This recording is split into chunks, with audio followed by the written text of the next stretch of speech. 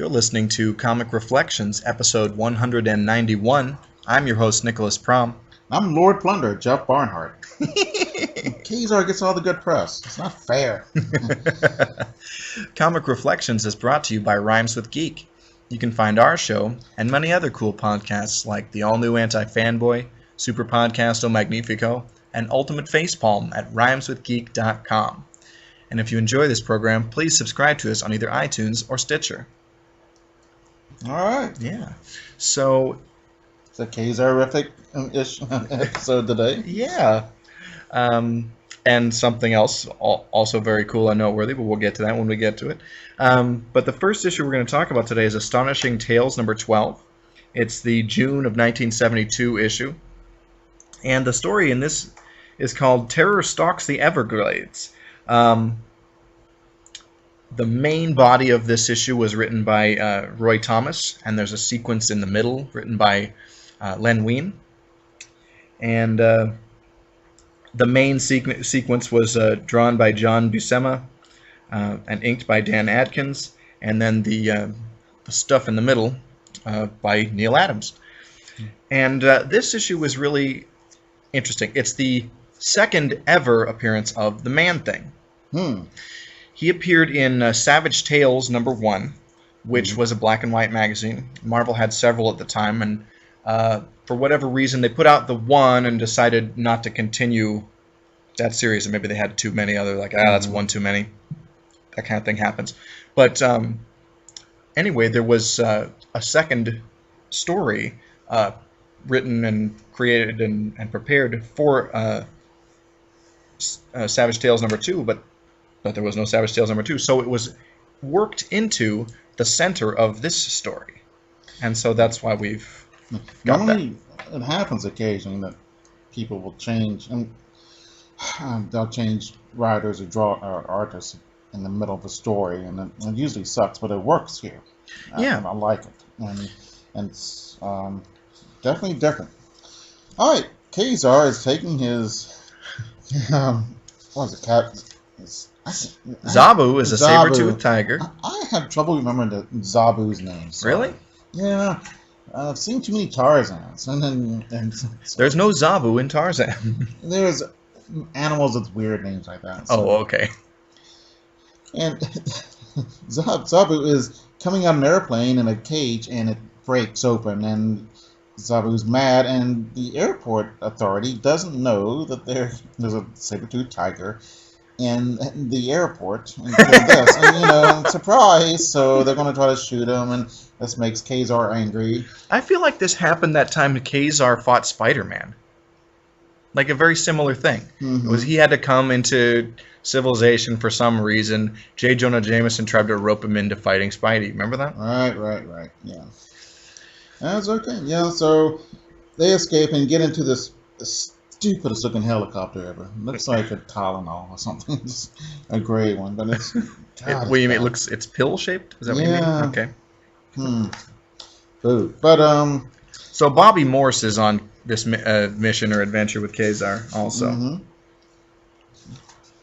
And so they go to the Everglades because what's his name? Ted Salas. Oh, Ted Salas. Okay. Is this scientist that AIM are after. They're trying to find him. He's gone missing. Oh, yeah. And why is he missing? Because he's been turned into Man-Thing. That's right. Everyone that anything that knows fear burns at the touch of the Man-Thing. Yeah, I don't really understand the fear thing. I mean, everyone's going to be afraid of him. So then he makes them mad, then he attacks everybody who's afraid of him, sort of. Here's the thing. Man-Thing, remember, he cannot express emotion so much, but he's an emotional sensitive. So the emotional state of those around him affects him in this way. And so when he encounters people, usually just stumbling upon them, they're scared, and that causes him distress, and for whatever reason, you burn at the touch of the Man-Thing if you're scared. All right, yeah. Jeff, no understand. Well, okay. C'est la vie. So they're traveling that awful helicopter into the Everglades, which I've been to before. Yeah? It's a swamp. That's cool. It's cool. Is that what the Everglades are? Yeah.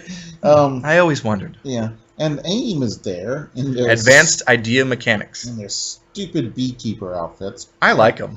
I think they're stupid. Yellow beekeeper outfits. I mean, I know it's dumb, but I enjoy their look. Maybe because it's so ridiculous. yeah. You know, I mean, Mysterio has a dumb costume, but I kind of like it for some. The fishbowl, I don't know. Oh, okay.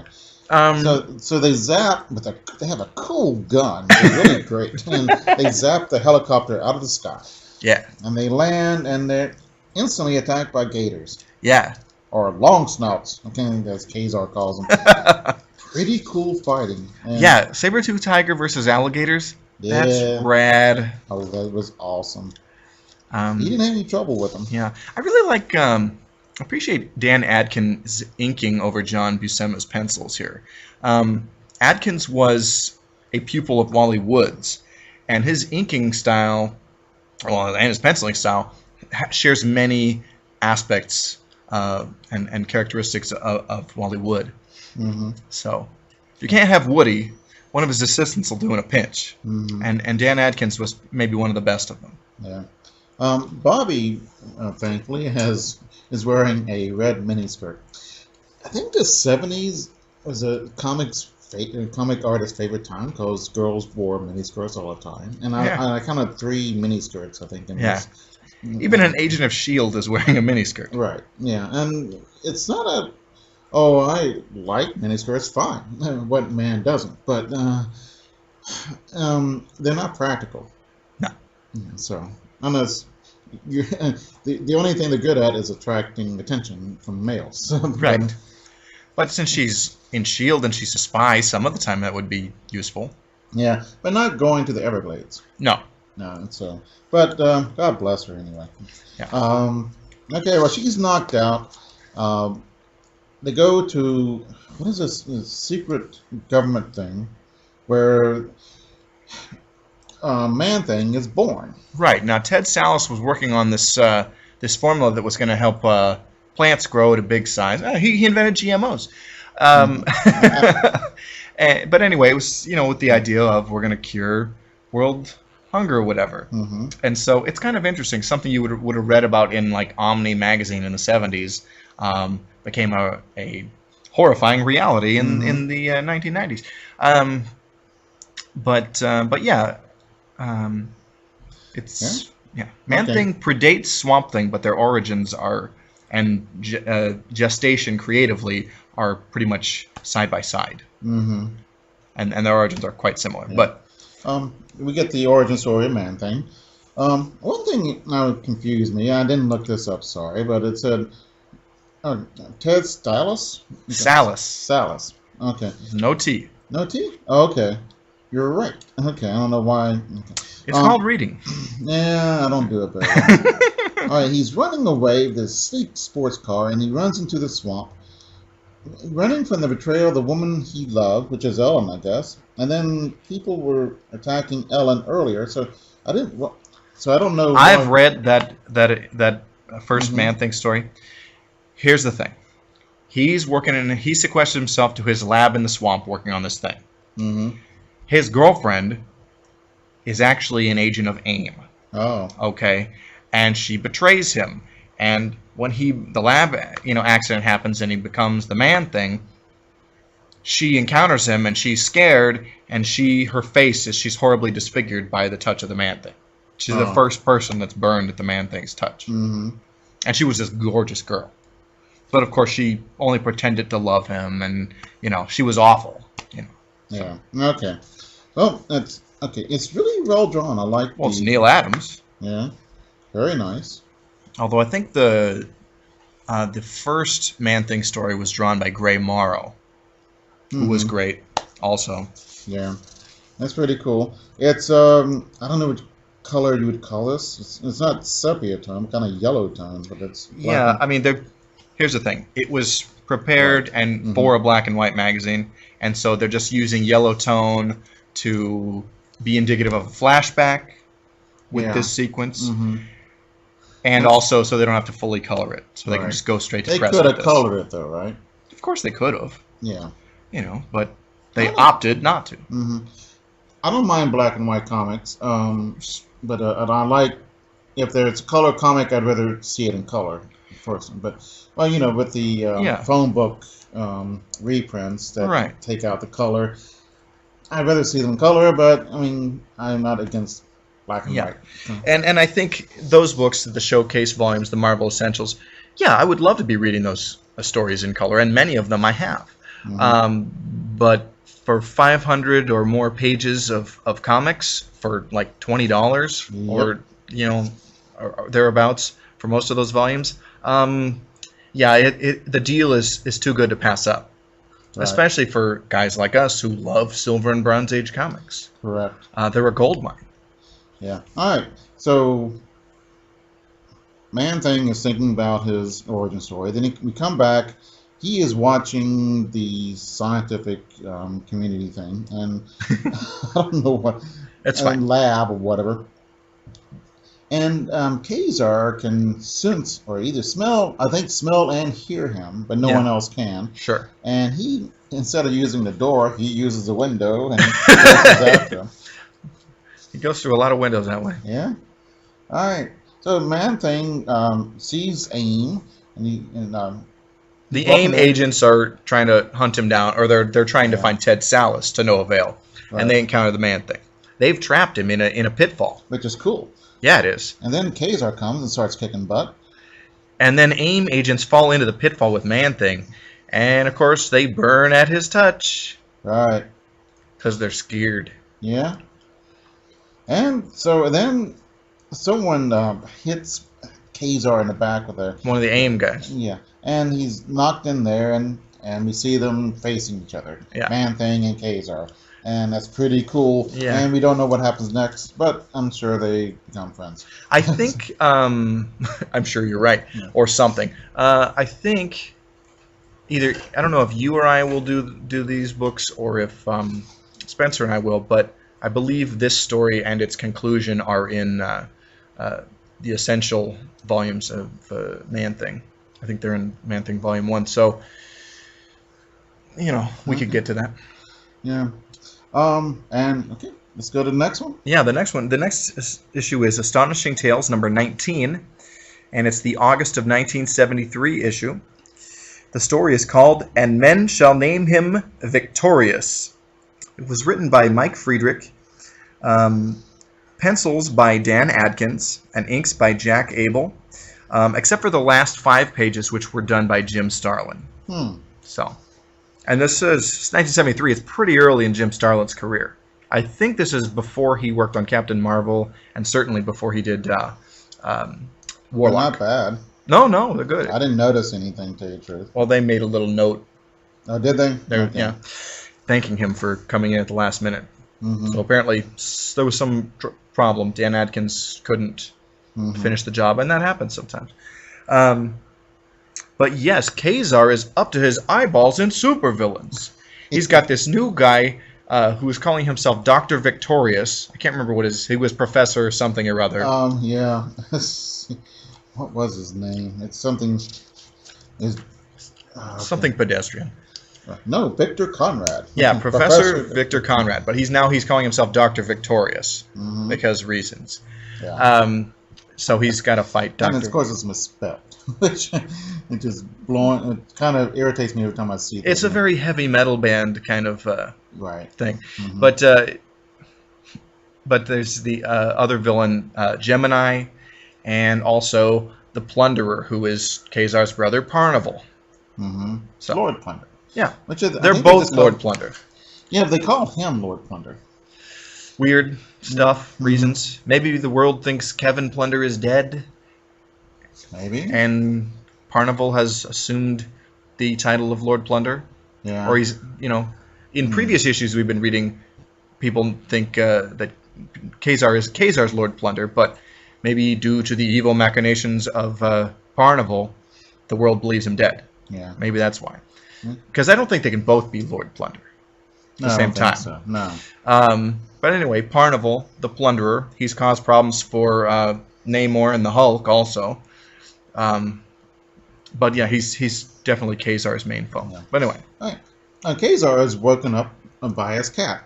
And I've had this experience, and it's not pleasant. Usually my cats would just nibble on my toes. Right. I'm hungry. Get up, human. But Sabu is kind of... Sabu? Zabu. Oh, yes, Zabu. Okay. He's kind of more forceful than my cats were. So Yeah. he's a saber-tooth tiger. Okay, so he get... I don't know what's up with Zabu, but then he gets a... but he wants... I think they both hate New York City. Yeah, This well, hell pit called the Big Apple. This is one of the quotes. because Ka-Zar just doesn't like being in civilization. Mm-hmm. He'd rather be in the jungle. Barefoot and all Yeah. that stuff. So he gets a phone call from Bobby, Yeah. who's wearing a miniskirt again. Yep. It's a little bit different. Though. Dan Adkins he's taking over on pencils, and the Wally Wood-isms are really more apparent. There's a great panel coming up where the main villain of the piece is holding her in his arms, and she's Vavavavumi. yes, exactly as I was going to put it, and it's like she totally looks like a Wally Wood girl, especially in this panel. Yeah. So So Victorious is standing with this beautiful shield agent in a miniskirt and holding her in arms and crowing about beating her up. For crying out loud, what a lame old guy. right, And he's wearing the worst outfit. I think his costume's cool. Oh, I think it looked like it's designed by a 5-year-old. Well, it's kind of weird. It's his helmet kind of looks like a diving helmet, Mhm. but the rest of his costume is like kind of a gladiator kind of thing. And so I don't know, the ensemble works in a weird way. Yeah. Okay. Well, So anyway, Professor whatever, Dr. Victorious, mhm, he has injected himself with a version of the super soldier serum. mhm. And so was this older guy, professor type, and now he's rejuvenated, youngish, and really buff. And Mhm. he's talking a lot of crap to his compatriot, Gemini, who has the strength of 2 men, Yeah, which isn't that impressive. But in Gemini's costume is cool. I'd take that. Yeah, right.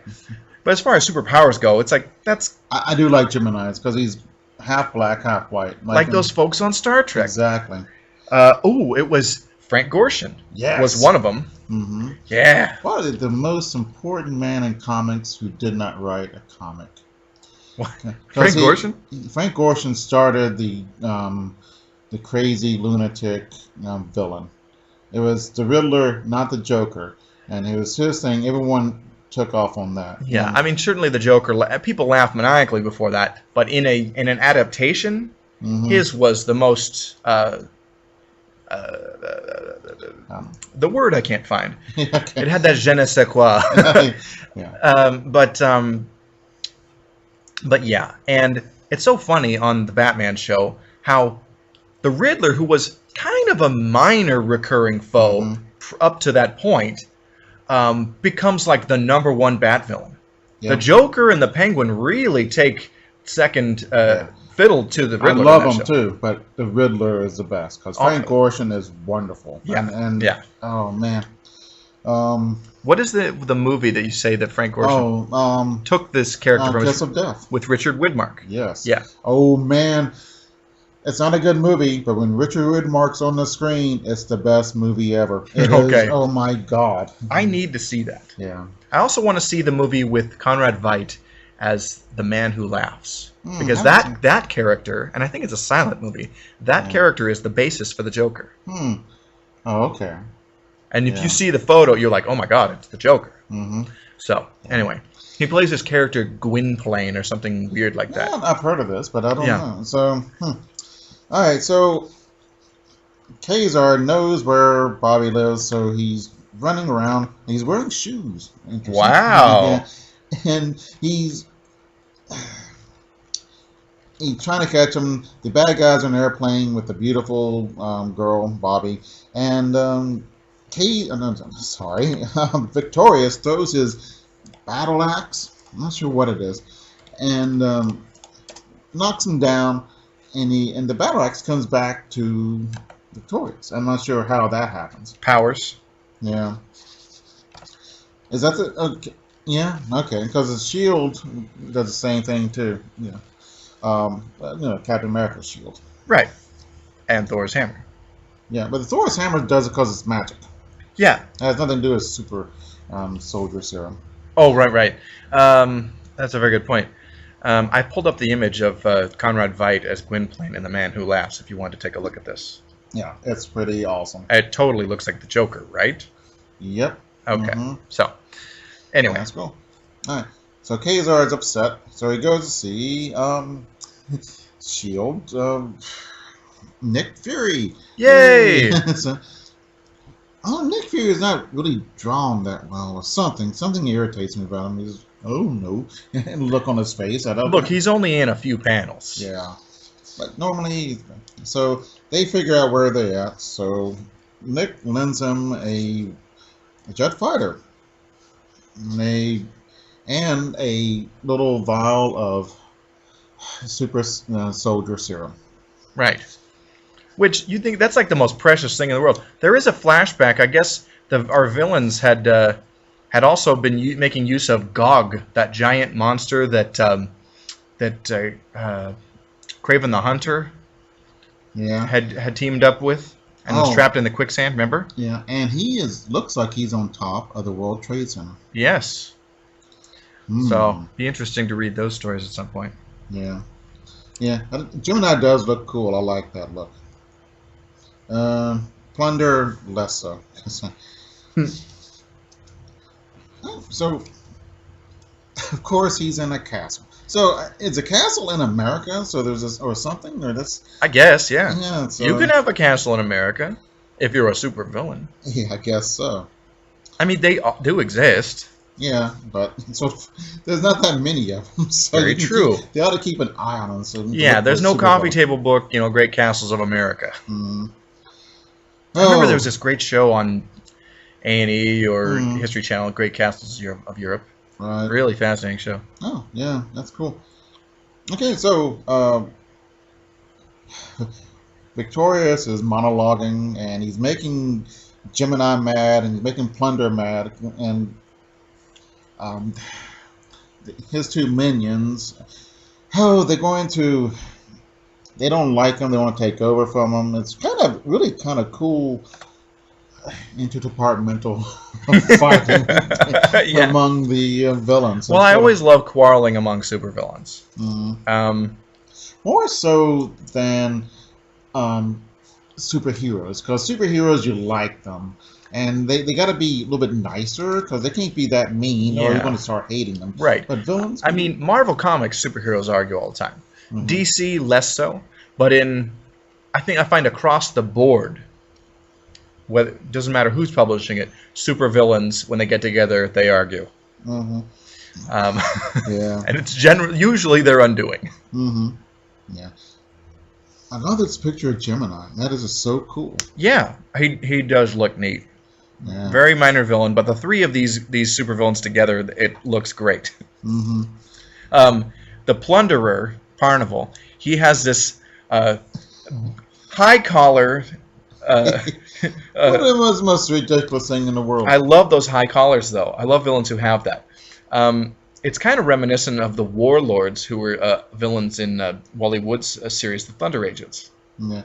But the thing is, I mean, the collar goes over his head, so he cannot see. If he turns his head, he cannot see behind. Right. And in the 70s, there were a lot of hey, let's do the big pop collar. Dead Man had a big pop collar. The Karate Kid in the Legion of Superheroes, he got a big pop collar, which is really dumb for a martial arts hero. You need to be able to see behind you. Right. Iron Fist had one too. Yeah. I don't think you can see to the left or right of him. Right? Did Iron Fist? Yeah. Yeah. Oh, well.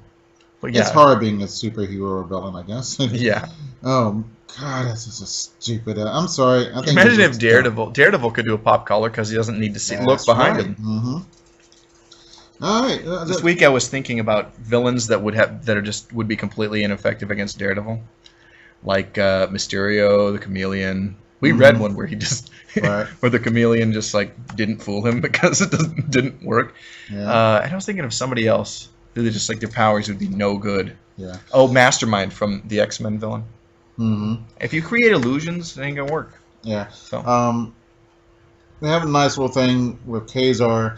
looks at the super soldier serum and says, and he just tosses it, which Yeah. is really Hollywood. I hate that in movies, but it was kind of cool in this. But Yeah, and then Bobby gets really like mad at him at the very end of this. Like, you just threw that away? That's a very dangerous thing to just have out Bobby there. is correct. So it's Yeah. somebody, yeah, we could have a Boy Scout troop full Yeah. of super soldiers. Right. And, Now, Ka-Zar beats Dr. but Victorious. does he? Well, yeah, seemingly does without it. And Mhm. Victorious has the super soldier serum in him, so wow. And he beat the Plunderer and Gemini also. It was a huge fight. Yeah, it was great. I was thinking, In the Marvel Comics tradition. yeah, But And yeah, that's it was super dumb of him to throw away the super soldier serum. yeah. He could have put it back in his pocket, Yeah. I know it's a dramatic thing, but it's kind of like it's one of those dumb things like in all those old movie serials where, oh, here comes the Mummy or Superman or whatever, I'm gonna empty my revolver on them, oh, no good, and then they throw the gun at him. Yeah. Mm-hmm. So dumb. Like, I mean, I can see that happen to everyone. You're out of ideas. Let's just throw the gun. So and then run. Or actually, I would have reloaded myself. I saw this show like where they totally harped on that, and like one guy did that and threw the gun, and his friend was with him. Was like, dude, I had more bullets. You know, we could have reloaded. Yeah.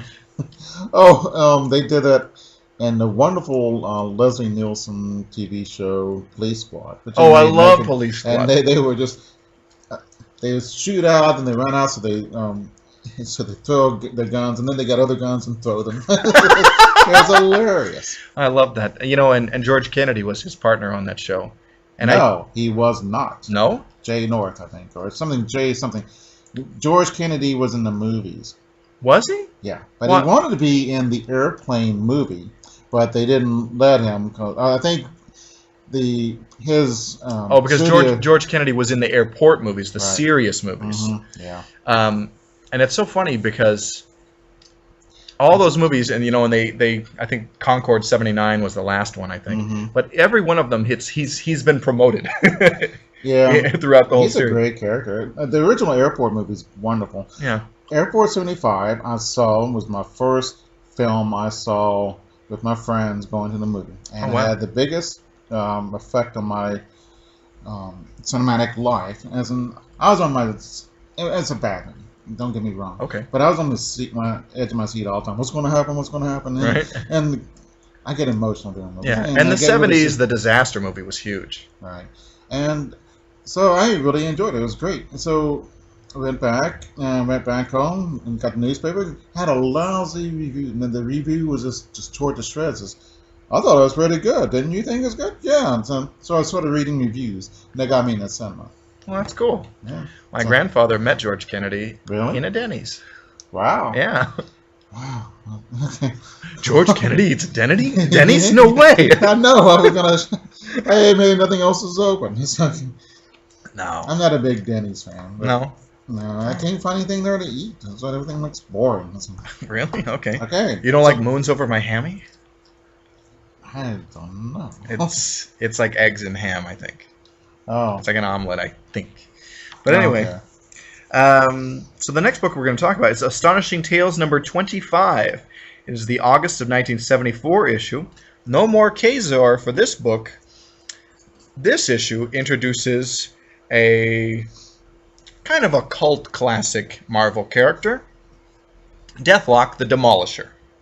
Mhm. And the lead story in this issue is called A Cold Night's Frenzy, plotted by Rich Buckler, and the script by Doug Munch, and the art by Rich Buckler, pencils and inks, with assisted by Klaus Janson, Al Milgram, and Mike Esposito on inks. So, yeah. Okay. But yeah, Deathlok the Demolisher is a cyborg in kind of the near future. And Yeah, stuff. there's a bunch of it's kind of a science fiction-y about that. Yeah, very interesting. This is the same time as the novel Cyborg came out, which was turned into $6 Million Man. You said you read that this came before. The idea came before the $6 Million Man became a thing. So, Yeah.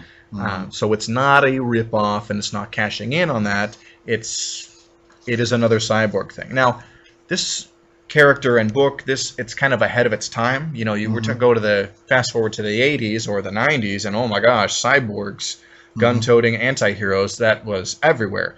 But in 1974, not so much. This is a pretty revolutionary concept. Rich Buckler was kind of one of the breakout. He was becoming one of the breakout stars in comics. He was one of these guys that came up in the fanzines and then broke into. Yeah. It's interesting. The protagonist here is killing people. Yeah. A lot of people. And without remorse. This is before the Punisher. Yeah. That's also should be noteworthy. Looks okay. Not too far before the Punisher, but not far before the Punisher, but I think he does predate the Punisher. Yeah. Not a bad costume. No, I think it looks cool. And okay, Deathlok has a computer inside him, so the computer and him argue a lot. A tremendous amount of writing. This is probably the most words I've seen. Yeah, in a while. It's pretty wordy. In a comic book that's outside the Sandman. So. Right. I love the Sandman, don't get me wrong, but it is wordy. So. Yeah. Oh, I would agree. I was talking to someone recently, and we were talking about 50s crime comics, like, Crime Does Not Pay and Justice Traps the Guilty, which we have done a few issues of on the show, talking about how wordy those were, but that they're very good reads. So I don't know. I found it hard to read. Computer, interior stuff. It was interior computer, interior. It takes a little getting used to reading Deathlok, I find. It's so new, the bouncing back and forth between voices. Yeah. And I'm not. Yeah, and so there's 3 different word bubbles, or thought bubbles. There's because you have the narration, the omniscient narrator, and then you have Deathlok's thoughts and the computer's thoughts talking to Deathlok. One's green, one's yellow, and one's blue. Right. So and it's kind of, I don't know. It just, who's talking now? It got weird from doing it. I'm not knocking the comic book is really interesting, very violent. He kills 2 people in the first couple of pages. Yeah. Let's see. So who is Deathlok? All right. So Deathlok was this guy, Luther Manning, and he got turned into a cyborg. Yeah. By Colonel Riker? Yeah. Okay. And Riker is a real nasty. Back then, there was a lot of anti-military stuff. We just got out of Vietnam. Actually, we're still 74. We're almost out of Vietnam. Yeah. So, let's see. So he gets injured somehow, so they make him to a cyborg, and they go into a lot of detail on how they do that. He is not handsome looking. He's scarred face, no nose. Yeah, no, he doesn't look good. And again, that's outside of, the Thing and the Hulk. Generally speaking, your superheroes are these handsome, lantern-jawed guys. What other ones are? Okay, well, Swamp Thing and Man Thing. But they're not really superheroes. They are characters that exist in the superhero world. Huh. What's your definition of a superhero? Superheroes are like Swamp Thing and Man Thing are like in search of themselves, and they stumble into adventures. Superheroes are actively trying to make the world better as crusading figures. Okay. So Man Thing and Swamp Thing are accidental superheroes at best. At very best. They are adventure characters that exist in superhero universes. Okay. So, yeah. Swamp Thing doesn't join the Justice League. Right. Okay? Yeah. And Man Thing doesn't join the Defenders or anything. I'm trying to think of... Yeah, there are no ugly women superheroes at all. No, not until Sherry, I can't remember her name, but she became the She-Thing. She became another thing, like Ben Grimm. Oh, I didn't know this. Sharon Ventura. Yeah. Well, She-Hulk looks pretty cool. So, yeah. But, I think she's comely. Yes. But, Huh. But yeah. Okay. So we get a lot of Oh, here's one. The She Freak. She's the gal version of Metamorpho. oh, She's okay. yeah. That's the And her exception and that proves the rule there. yeah, So. and but oh, and in this, as we were talking about the Sandman a little bit, or you mentioned, Hmm. in the early issues of the Sandman, she meets her end, and it's Hmm. actually her story is very tragic. Oh man. Okay. You've read those books. I've read some of them. There's a lot of them. That's all I'm reading, and my lips get tired. Oh, okay. Lots of exposition on what Deathlok can do and what his stuff does, and which I find kind of boring. Right, but I think it's kind of necessary. Mm-hmm. Okay. Um, Yeah. All right. So he can do stuff. He's Yeah. a cyborg. We know what cyborgs can do, Right. but at this time, that's not so well defined in the genre of Right. science fiction. So they need to establish what he can do. Okay. So who the devil is Nina? Here's another blonde in a miniskirt. I approve, of course. Yeah, she's kind of General Riker's Secretary or something. secretary, but it seems don't like know. his lady also, or something. She I seems didn't- to have this affection for him. They're more than she's just the. I couldn't tell if it is girlfriend, daughter, granddaughter, niece, Who knows and who school cares? chum. I don't know. It's just someone close to him. That's really all that matters. So Yeah. yeah, but so Deathlok becomes aware that he's being controlled and stuff, and he kind of decides, well, screw this, I'm going to rebel, and he wants to like regain his sense of self, Mm-hmm. become the man that he was, or try to pick up the pieces of his life, and so he rebels against Riker and sets out to become a killer for hire first. Yeah. This is RoboCop kind of does a lot of this. Yeah, And, the original movie I adored. I still love that first movie. It's great. Yeah. Second one less so. The remake, meh. I haven't seen it actually. I don't know. I said meh because it probably does blow. But I've heard mixed reviews. That some people like it, some people really don't. yeah. I haven't seen it yet. Yeah, I like the original RoboCop. RoboCop 2, it's okay, and then RoboCop 3 is kind of a waste. Yeah. But I think RoboCop 2 was directed by Frank Miller. he not Or directed. written or something. He wrote the original script for it, which got rejected. Oh. So I am he disappointed. has a cameo in it. Mm-hmm. As a guy in a lab coat.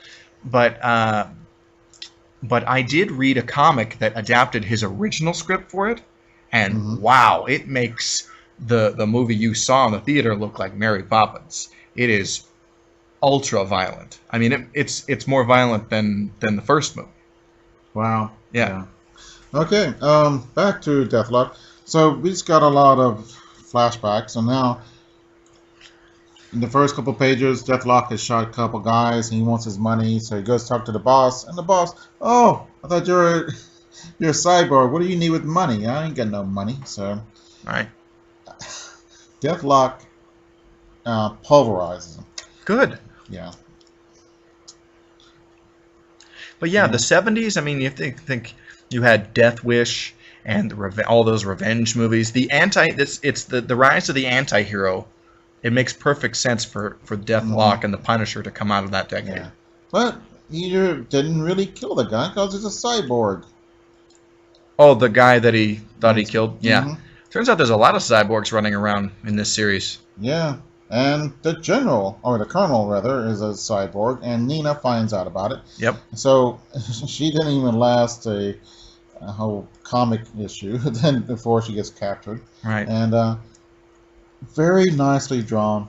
Yeah. And that is, and that's gorgeous. Good girl art though. Yeah. Good girl art. Yes. So, all right. So we have. I didn't read the. There was an article in the center spread, kind of, or following the main story, about the genesis of the creating of Deathlok, and Mm-hmm. so by Rich Buckler and Doug Munch. I found it interesting. Okay. There is a 2-page backup story, Mm-hmm. and it's kind of humorous, talking about Rich and Doug kind of coming up with the ideas for Deathlok. I want to talk about this just for a minute because there's something very notable about it. The story is called "Yeah, Cinematic Man." Doug Munch wrote it, and George Perez drew this. And this is George Perez's first pro work in comics, right here, this 2-pager. Mm-hmm. And so not only is this issue debut of a major character in comics, but it's the debut of a guy who would become one of the all-time greats in the field. Mm-hmm. George Perez did wonderful runs on Fantastic Four and Avengers for Marvel, and he drew the new Teen Titans and the Crisis on Infinite Earths and Wonder Woman at DC, and he did some Justice League as well. He's a legend, and he's a very nice man. I met him. So yeah. Oh, really? Yeah. Oh, cool. I usually don't like breaking the fourth wall like this. Sure. I'm not sure I like this. I think it's cute and all that stuff, but this is a work of art. Shouldn't tell you it's a work of art, and unless it's a comedy or something like that, I don't know. It's not bad. It's just a 2-pager, and I remember reading stories in the Silver Age of where Stan and Jack break the fourth wall and talk about oh man, what are we gonna do? We killed off Doctor Doom. We'll never dream up a villain that great, Yeah. That kind of thing. I don't know, but yeah, interesting issue though. Yes. So fast forward a couple issues, and we'll talk about Astonishing Tales number 27. Oh, what month is that? I forgot to write that down. December. Yeah, so it'd be December of 1974, and the story in this issue is called Dead Reckoning. Rich Buckler and Doug Munch again writing. Pencils by Rich Buckler and inks by Pablo Marcos. Yeah. So. Okay. Well, we see Deathlok killing a bunch of people, and it's kind of, I approve. I love the splash panel. He's on one of those rope ladders off a helicopter or something and gunning down these guys. It's great. Very dynamic. Yep. It's a cyborg killer, Deathlok. All right. So, a man's best friend is his dog, and ironically, Deathlok's best friend has been turned into a dog, and he is trying to kill him because he's got lasers and all that. Yeah, so Riker has turned his friend, Deathlok's friend, Mike, into this cyborg, the Warwolf, and it's a kind of a play on words because he's like a werewolf, cyborg. Man, what a dumb idea. Why make him? I would have called him a cyborg. I would have him look like a human being. I wouldn't let him, so I could take him out in public, right? And get close to people. I mean, and then zots them. If they looks like a werewolf, there's no. You can't take them out in public. Right. For crying out loud. It would freak people out on the battlefield. Yeah. Which maybe that was Warwolf's purpose. Oh, yeah, that's true too. Yeah, it might, but being used against Deathlok, maybe not a great idea. But he has a sword on his back, but it's under the sheath. But the sword is on top of the sheath. I think it's magnetized to the harness. You think so? Yeah. Interesting. Okay. Not a bad idea. I wouldn't trust having, a pound of shiny, sharp metal on my back held on by a magnet. So, I wish the microphone could pick up my shrugs. Yeah. Oh, well. Yeah. It's just a comic book. Okay. So it's a huge fight. And so Colonel Riker is a cyborg. Deathlok's a cyborg. Mike is a cyborg, and they're fighting. Riker cannot be killed by Deathlok because he knows when he's about to shoot him, so he can get out of the way. Right. So that's weird. Yeah. So why doesn't Colonel Riker shoot Deathlok? That's right, because he wants him to die slow. Just dumb. It's the fault of every bad guy. Yeah. Ever. So, Deathlok was this guy, Luther Manning. And I guess, I'm confused. Did he die? Was he killed in a battle? Or thought dead and then turned into a cyborg? Jeff not know. Yeah. I got confused by that point too. But Wolf looks pretty cool. Yeah, he does. Kind of reminds me of the Beast Man from the Adam Warlock stuff. Yeah, kind of like a goblin. Yeah, yeah. All right, pretty good fight. Deathlok's getting his butt handed to him. Yeah. And they fight, but he doesn't want to kill. He doesn't want to kill War Wolf. God, that's because it's his friend Mike. Yeah, but then Colonel Riker says, "Oh, I've already killed your friend Mike. So now since he's dead, I can kill Warwolf." Yeah. Then we find out that at the end of the story, Deathlok kills the Warwolf. Okay. And Colonel Riker says, I didn't kill him after all. I didn't kill Mike after all. So he's going to make another Warwolf or something like that. Okay. And he's got Nina chained up. This is the second time we've had a blonde chained up in a miniskirt. In peril, you know. And red. Yeah. So I approve. Okay. All right, so I think they're fighting at the Statue of Liberty. Well, that's fun. Mm-hmm. It's a good place for a fight. There's this great panel where it's kind of looks like Deathlok is sort of crucified. He's transfixed like that. And there's also a panel below that of him kind of looking upward. And so it's weird. Is this what he's thinking? Mm-hmm. It's really an amazing page. Yeah, it is. So I love how Deathlok has one like big red eye, and the other one is a human eye. Similar to, I think the Terminator used this or something like that. Yeah, but I mean that's later, of course. I know, but I'm thinking Yeah. one of they, you know, it is America, and people who write movies look at comic books and vice versa. So things are influenced by things. So yes, so there is a scene of Deathlok kind of attempting to visit his wife, even though he's RoboCop tried to do in the first movie. Yes, and even it's a terrible comic, but Spawn also revisits this theme.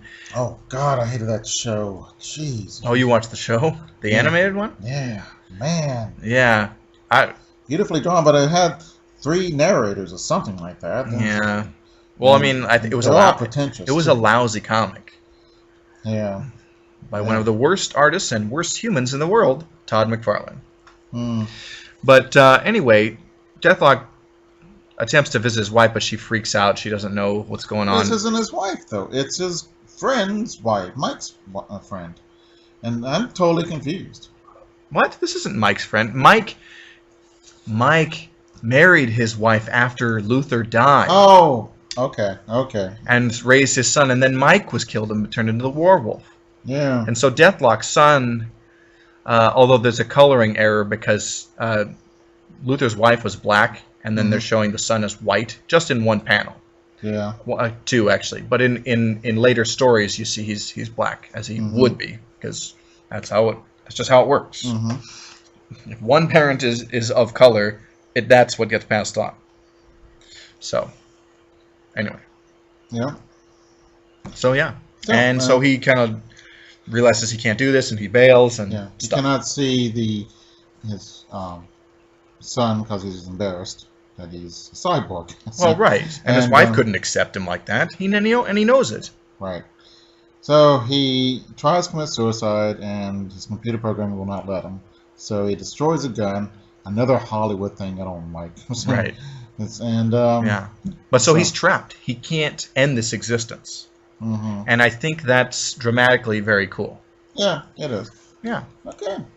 Well, I guess we'll see you next time on the Funny Pages.